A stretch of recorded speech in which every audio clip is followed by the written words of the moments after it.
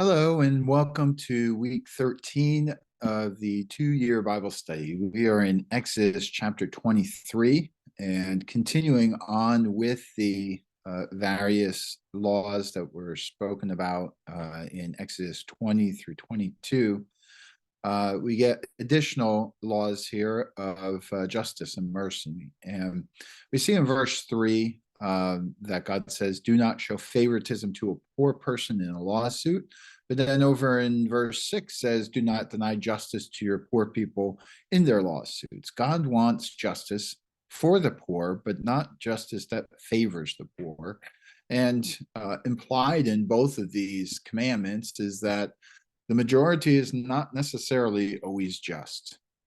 This kind of pushes against our general American ideas of majority rules. And God is saying that justice is more than just what majority says is right or wrong. Well, also in chapter 23, we see God talking about the Sabbath years. And so we've talked already about Sabbath days, the Saturday, well, actually Friday at dusk till Saturday at dusk, we have a Sabbath. And so you have Sabbath days that occur every single week where no work is to be done. Every seventh year is a Sabbath year, and the Sabbath year begins on the first day of the year and ends at the last day of the year. People can work during the Sabbath year, but the fields are supposed to lie fallow. And Sabbath years were an act of faith that God would provide enough in year 6 to cover what is needed both for the rest of year 6 into all of year 7 and into year 8 until the harvesting of year 8 can occur. So during a Sabbath year, somebody was specifically showing their faithfulness in God. They were also showing sacrifice because they were giving up potential income that could come to them during the Sabbath year. And also we see that this trusting in God's provision is not just for those who are landowners, but also for the poor and even the animals, because God says that the fields will still grow wild crops that the poor and the animals can eat from. And so God was going to provide both for those who had much and for those who had little. Well, also in chapter 23, we have this odd statement in verse 19 that says, do not cook a young goat in its mother's milk. This is why even today, for kosher Jewish people, they won't mix meat and cheese together. So, for instance, in breakfasts, you have lots of cheese-oriented breakfasts, but no meat. And then typically in dinner, you have lots of meat, but you won't have any cheese. And it's attempting to kind of take this law in its most serious manner possible.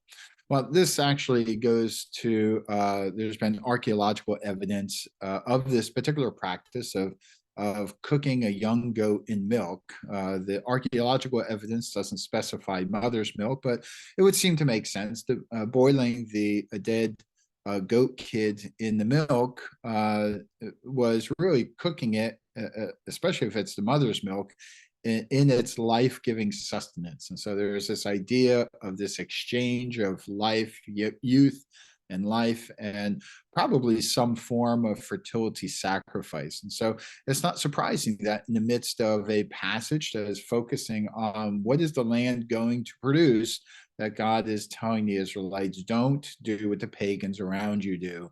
Don't follow their fertility sacrifices. And then for the rest of the chapter, we see that God states that he was going to be with the Israelites as they entered the land and would be their strength, their empowerment in order for them to be able to possess the land. Well, in Exodus chapter 24, the covenant is confirmed with Israel. And in verse 3, we see when Moses went and told the people all the Lord's words and laws, they respond with one voice, everything the Lord has said we will do. And in verse 7, we see also, then Moses took the book of the covenant and read it to the people, and they responded, we will do everything the Lord has said. We will obey. Now, this obedience, and this is important for us to distinguish. A lot of times, I think we think that the way that salvation and the law worked was that if people obeyed the law, that God would give them salvation. It's almost like a transaction. But what the people of Israel are agreeing to here is not in an obedience in exchange for blessing. Rather, they recognize that through the sacrifice, through the tabernacle, which we're going to talk about in just a moment, the people had been cleansed, and they had been cleansed and forgiven so that they were able to do what God had commanded. So their statement here in verses 3 and 7 are not a transactional statement, but rather a statement in response to what God has already accomplished in them. We do see that in verse 8, Moses then took the blood and sprinkled it on the people and said, "This is the blood of the covenant that the Lord has made with you in accordance with all these words." This has echoes to Jesus' words at the Last Supper regarding his own blood. "This is my blood, which is in the new covenant." And so Jesus is echoing these Mosaic covenant statements when he's establishing the new covenant in his own blood. When we get to 24, verse 11, well, actually, we'll start at verse 9. Moses and Aaron, Nadab and Abihu, and the 70 elders of Israel went up and saw the God of Israel. Under his feet was something like a pavement made of lapis lazuli, as bright blue as the sky. But God did not raise his hand against these leaders of the Israelites. They saw God, and they ate and they drank. Now, I do believe that this is we've talked multiple times throughout these summaries of a pre-incarnation of Jesus. I believe that that's what's happening here, because anytime that God the Father is revealing himself, his glory needs to be covered in some way, or it would overwhelm us as humans.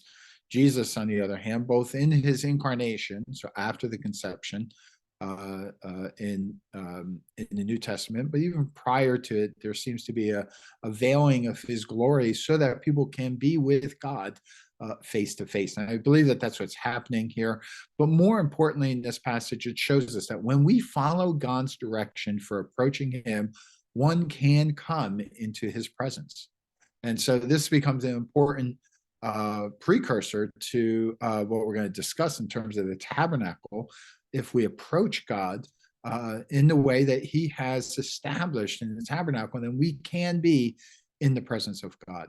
And of course, this has ramifications for our understanding of what Jesus has accomplished as well.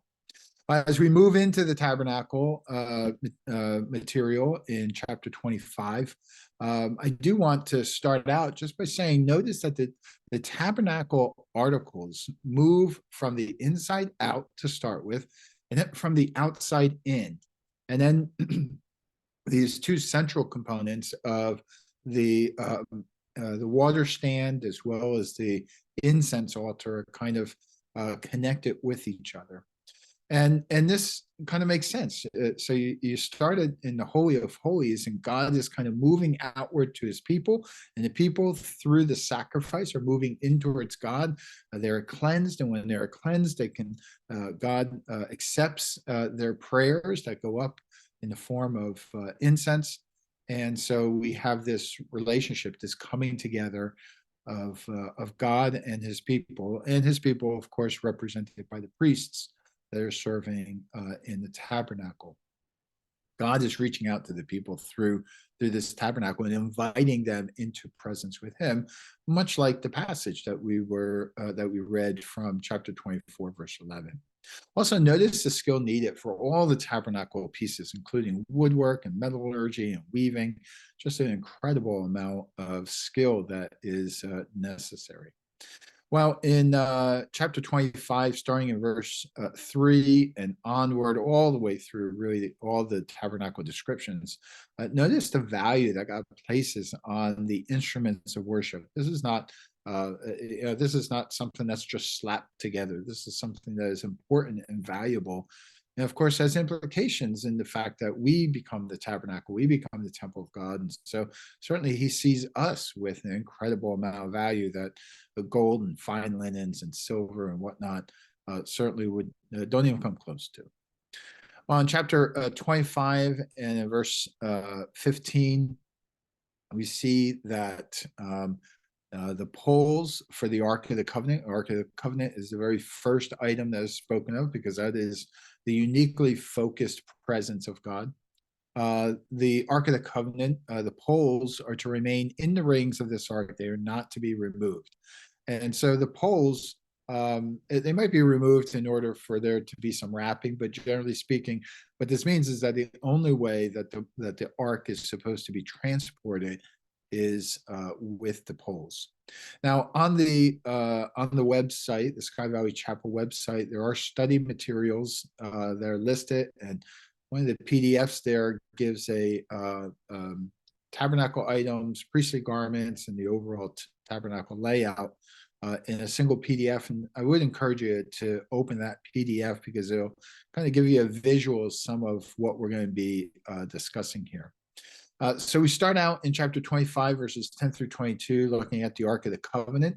This is by far the most important article of the tabernacle, and represents God's uniquely focused presence among his people in the Ark. And I say it specifically that way because, of course, God is omnipresent. He is everywhere all at once with his whole being. And so it's not as though if you walked outside the tabernacle that God's presence wasn't with you. But there is a sense in which God has uniquely focused his presence on this particular aspect of the tabernacle. The Ark of the Covenant is not very large. It's about 3 3/4 feet by 2 1/4 by 2 1/4 feet. So kind of like a small chest, about that size. Had 2 cherubim that were on top of the cover of the Ark of the Covenant, and they faced each other, and their wings overshadowed the Ark, protecting the glory of God. Sometimes this top of the Ark of the Covenant was called the mercy seat, because it was thought of the place where God's throne was, where he sat and gave judgment.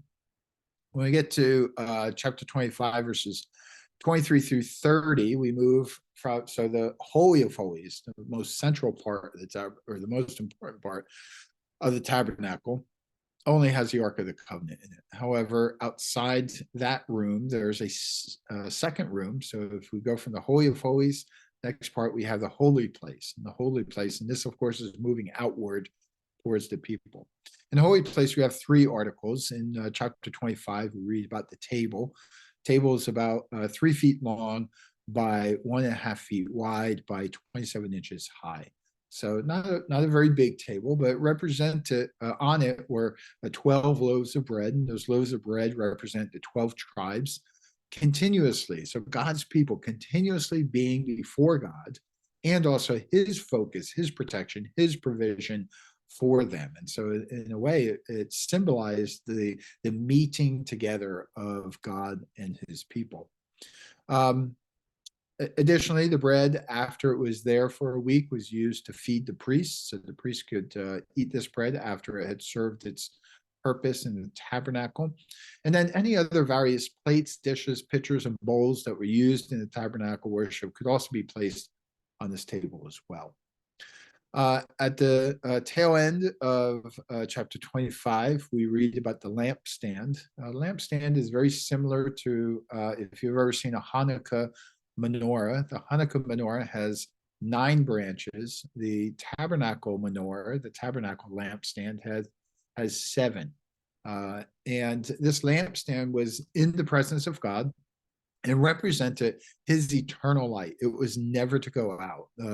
Priests would come in twice a day and check the oil to make sure that the oil burned continuously all day long and all evening, because God's presence, there is eternal light.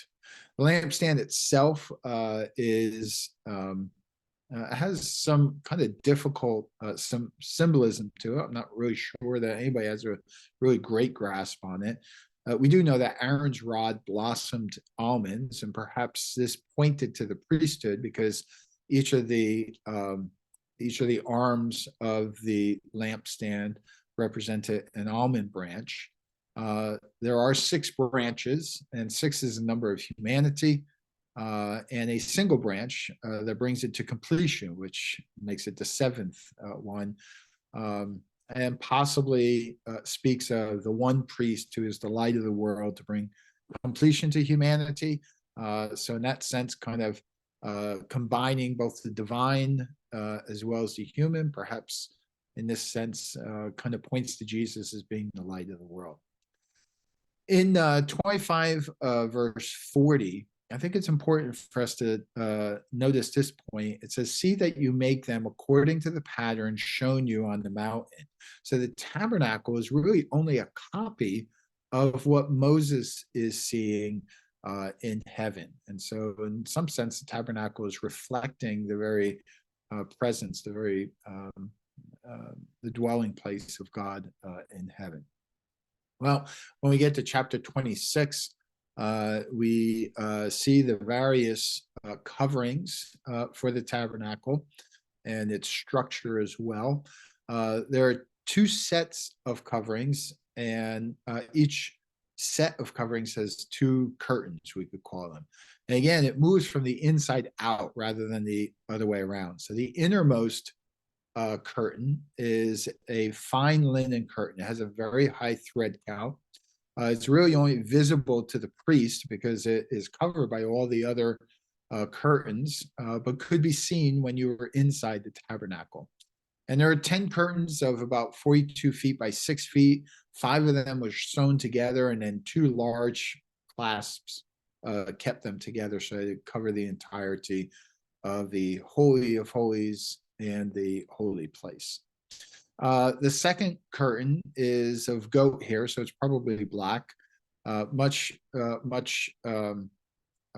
coarser type of a curtain, perhaps similar to flannel, something like that. And there were 11 of those, 45 feet by 6 foot. You have 5 and then 6 that were sewn together, and then those 2 again were clasped together with gold rings. Then there is an inner covering of ram's leather. So the third layer is ram's leather. And then the outer covering is some type of a waterproof hide. And so this way, the tabernacle could remain waterproof throughout any kind of weather. And so these 4 coverings are on the structure of the tabernacle. The structure itself is framed more like a trellis than a wall. And unfortunately, sometimes the interpretation of this particular passage used the words boards. And boards tend to give us the impression in our day of kind of maybe like a 2x8, something that's solid and wide. But in all likelihood, it's more like a trellis where the middles were open and just the frame on the outside is what's being talked about. And this makes a lot of sense because the only way to be able to see that really fine linen curtain that's the innermost curtain would be for the walls to be opened with a frame. These frames were 15 feet by 2¼ feet, or 20 for the south, north, and west sides, with pegs and ropes that would go on that would hold them up, and then on the bottom go into a silver base. And then you also have crossbars on the sides of all 3 sides, and that just provides strength to the structure. Also in chapter 26, you read about the separating curtain. This is a curtain that separates the Holy of Holies from the holy place. So only the high priest could go into the Holy of Holies where the Ark of the Covenant was. Every day, a priest would go into the holy place and take care of the oil on a daily basis and burn incense as necessary on the altar of incense, and then also take care of the bread once a week. This is the curtain that when Jesus died split in 2, again, causing no more separation between God and his people. And this curtain is made of the same type of linen as a linen covering and hung on 4 different pillars across the opening of the Holy of Holies. And then you also have the entrance curtain. The entrance curtain is at the entrance of the tabernacle, and it's made similar to the separating curtain, and it was hung on 5 pillars, just because of the structure of the front of the tabernacle. The holy place, which was where the table and the lampstand and the altar of incense were 30 feet by 15 feet, and the Holy of Holies were 15 feet by 15 feet. Now, in that PDF, you do have examples of kind of what that looked like in terms of the tabernacle. It's on page 3, at the bottom half of page 3. You can see kind of an artist rendition of what that tabernacle might have looked like with the coverings. As we move into chapter 27, we get into the courtyard items. And now, instead of moving from the tabernacle outward, we see that we're moving inward, because we start with the altar in chapter 27. The altar is the first item to be seen when entering the courtyard. It would be 7.5 by 7.5 by 4 feet. So it was a good size altar. There were 4 horns projecting from each of the 4 corners, and blood was typically poured onto those horns, symbolizing the receipt of power or help or sanctuary that is provided by the sacrifice. You also have a number of accompanying instruments that went along with the altar. You had pots to hold the ashes when they were removed from the hearth. You have shovels to remove the ashes from the hearth as well. You have different bowls to catch the blood of slain animals, so it could be sprinkled on the altar. You have different meat forks to help arrange the sacrifices on the altar grading. And then you have fire pans, or what's commonly called censers, to transport fire from the altar of incense in the sacrificial altar. So this sacrificial altar, which was in the courtyard of the tabernacle area, and the altar of incense had to use the same fire, the same embers from both. Also, in chapter 27, we see the different courtyard screens that are created. And these screens are obviously a much larger area and represent kind of the full area that the tabernacle takes up. Tabernacle is that inner tent, but the courtyard is much larger. Again, if you look at the PDF that's on the website, page 3, the top half shows you the entirety of the courtyard. Well, that courtyard is 150 feet by 75 feet, so about a quarter of an acre. And the barrier was set up to prevent unlawful approach. Again, we said we don't get to choose how we approach God. God chooses how we approach him. And when we approach him in the right way, and we are able to come into his presence, but the barrier prevented unlawful approach. It kept out wild animals. It was definitely a positive line of demarcation between the whole rest of the camp, the rest of Israel, and the rest of the world, and God himself. And of course, the single entrance demanded a specific way of approaching God, which is a common theme throughout the tabernacle. The courtyard screens are made of the same linen actually as the inner curtain, the separating curtain, and the entrance curtain. And these screens were 7.5 feet tall.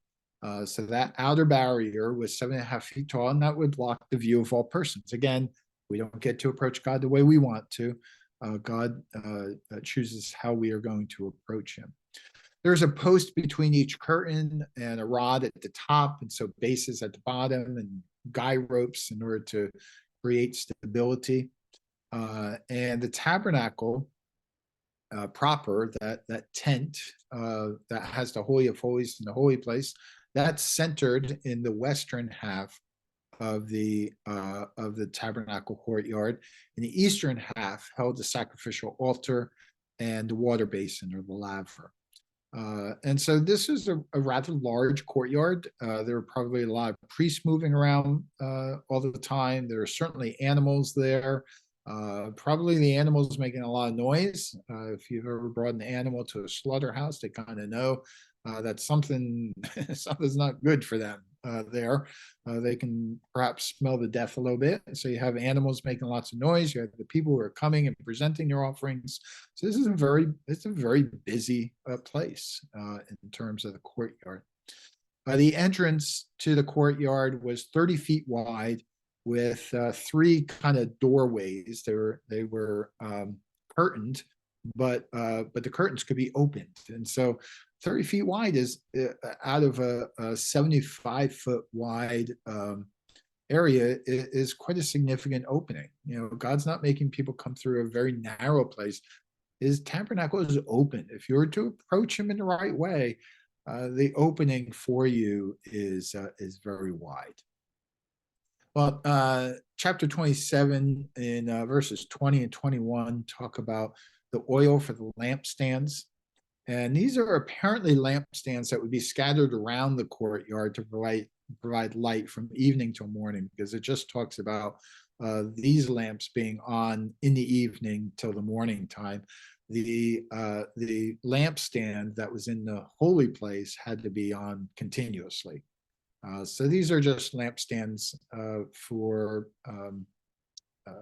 around the courtyard so that people can see. Then in chapter 28, we read about the priestly clothing. And again, in that PDF on page 2, you have a breakdown of all these different kind of an artist's rendition of what these all look like. So I'm going to go through these, but I would encourage you to have that in front of you so that you can kind of see what I'm talking about. Certainly the priests functioned as representing Israelites. So I have been in the presence of God because my priest has been in the presence of God, is the idea that an Israelite would think. So none of the Israelites, other than the Levites who are priests, get to go into the holy place, and only the high priest gets to go into the Holy of Holies one day a year. And so we look at that from a Western and American perspective and would say, well, then I haven't been able to worship in God's presence. And there is a sense in which that is true, but the communal component of thinking throughout Scripture would say, well, if my priest has gone in, then I have gone in. And so priests very much functioned as representing Israelites to offer gifts and sacrifices, to provide direction, and to intercede on their behalf. All priests had tunics, undergarments, sashes, and headbands based on verses 40 through 43 of chapter 28. The high priest, in addition to those elements, also has a breastpiece, an ephod, a robe, and a turban.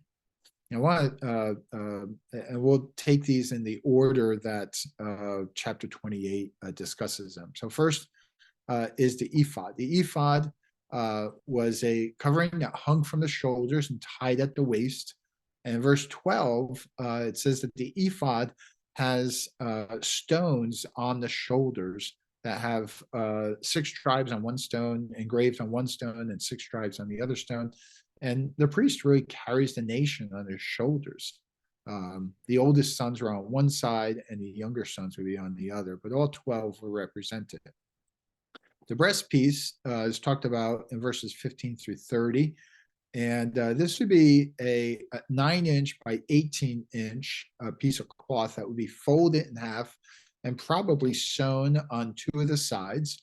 So it created a pouch, and this pouch had what's called the Urim and the Thummim in it. We're going to talk about that in just a moment. The outside of the breastpiece had 12 stones. Each one was engraved with each tribe name, oldest to youngest, in 4 rows of 3. In verse 29 through 30, it talks about the Urim and Thummim.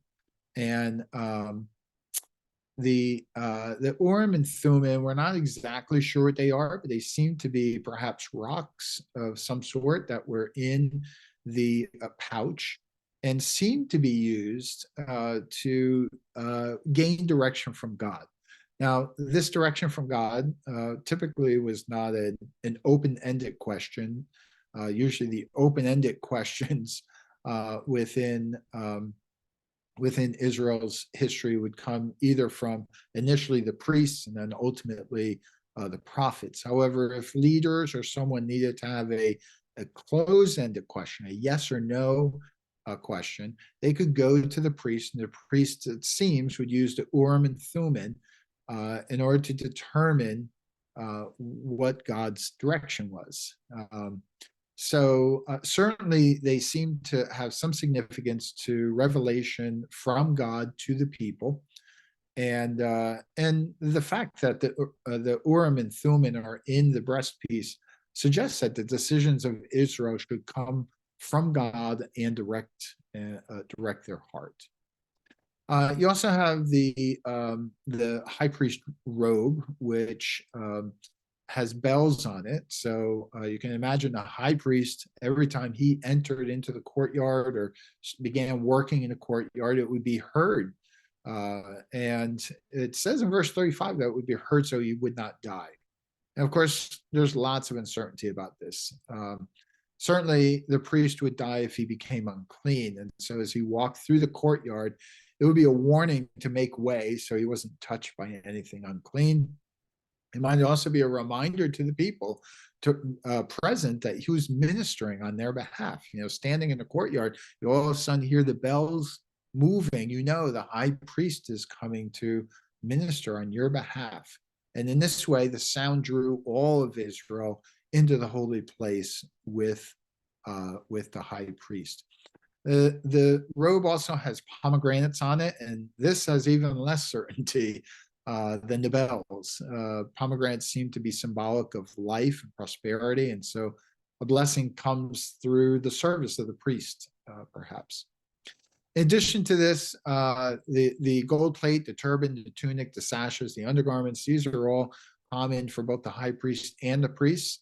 In verse 36, the gold plate says that the priests are holy to the Lord. And in verse 38, it says that the priests actually bear the guilt of the Israelites. So it talks about a blue cord attached to the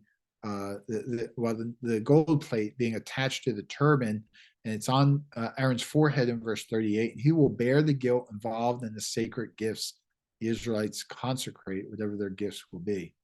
And so there's this sense in which he bears the guilt of the Israelites because of his role. And of course, many correlations here between the priests and Jesus, and we will get into those as we continue our studies throughout Scripture. As we get into Exodus chapter 29, we have a purification and consecration of the priests, and those come with specific offerings. We're going to actually have, when we get to the beginning of Leviticus, kind of a breakdown of all the different types of offerings. So we'll talk a little bit more about it when we get to Leviticus. And also, it's interesting that in verse 37, once the altar has been consecrated, it becomes holy. And so now whatever touches the altar in verse 37 is holy as well. In verse 30, or I'm sorry, in chapter 30, we see in verses 11 through 16, the atonement money. Essentially, this is a temple tax, and it's tied primarily to the census. For all Israelites who are 20 years or older, they would have to pay a half shekel. And the rich and the poor alike must give. So you didn't get out of it one way or the other. And that's used for the service of the tabernacle.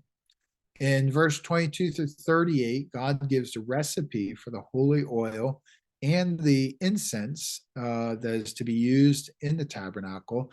And essentially, he puts it out there for anyone to whom the law is read, and yet they're not allowed to make it. So he says, here's the recipe. Don't use that. Don't make incense this way, because this incense is set aside for me. I think in some ways, this is similar to the tree of the knowledge of good and evil in the garden. God says, you can have anything you want.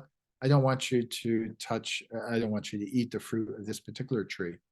And in the same sense, God is saying, you have all sorts of different types of oils and spices and incenses that you can create. Here's this recipe that is reserved just for me. As you are faithfully obedient to me and not using this, then it shows your faith in God. Well, in this particular chapter, we also have two more articles, and it's kind of the last two articles of the tabernacle. The altar of incense is talked about in verses 1 through 10. The altar of incense would stand before the separating curtain between the Holy of Holies and the holy place. So as you entered the tabernacle, on your right side would be the table with the bread. On your left side would be the lampstand, and then directly in front of you would be the altar of incense. This is not a very large article. It's only 1.5 by 1.5 feet square and about 2 feet high. And it's in that holy place in front of the curtain of separation. It's only used for incense. And the incense here represented the prayers of God's people going up before God. And then just outside the tabernacle entrance, the tabernacle tent entrance, not the courtyard entrance, you have the basin for washing, or the laver. And this is talked about in verses 17 through 21. The laver was used to cleanse priests prior to entering a holy place or offering a sacrifice. So they had to wash their hands, they had to wash their feet. There quite possibly were spigots of some sort at the bottom of the basin. We know almost for certain that Solomon's temple down the road will have spigots there for foot washing, but probably something similar to that in here as well. And here's where we begin to see the meeting of God and his people. If the people have had their sins atoned for through sacrifice, and they have been cleansed, then they can enter the holy place. And God from the Holy of Holies comes out to meet them and hears their prayers because their presence is always before him, and he is the eternal light of the world. So we begin to see what is being described through the tabernacle. Well, when we get to Exodus chapter 31, we see that God filled specific people in verses 1 through 6 to accomplish what he had willed. Of course, this is a wonderful principle for us in our churches as well, that God has already provided your church everybody who is needed. Now, it doesn't mean that everybody always steps up like the Israelites did here, but you are not lacking anybody. Sometimes we think, oh, if I only had this person or that person, the other type of person who would come to church and start doing this would be, this would help us. God has already provided the people for the ministry that he intends to accomplish through you. In verses 13 and 17 of chapter 31, we read, "Say to the Israelites, you must observe my Sabbaths. This will be a sign between me and you for the generations to come, so that you may know that I am the Lord who makes you holy." And in verse 17, it will be a sign between me and the Israelites forever. For in 6 days the Lord made the heavens and earth. On the seventh day he rested and was refreshed. And so we see that Sabbath is a sign to know that God is holy. Well, we're going to hold off on chapter 32 until next week because we've already kind of put a lot of material into the tabernacle material. But again, if you go on skyvalleychapel.com to the Bible study page, you'll see that PDF there that kind of gives you a picture of each of the different articles of the tabernacle, as well as the priestly garments, as well as the layout of the courtyard of the tabernacle, as well as the tabernacle tent itself. And so this really helps us to begin to see the plan that God had in order to have people come to him. As we see in the very first chapter that we looked at, when we approach God the way that God intended, we can be in God's presence. We can commune with him. When we try to approach him on our own terms or however we want, that's when it's an unacceptable approach to God. So the tabernacle system, as we're going to see, just begins to unfold this incredible revelation of what God is trying to accomplish in drawing us back to himself.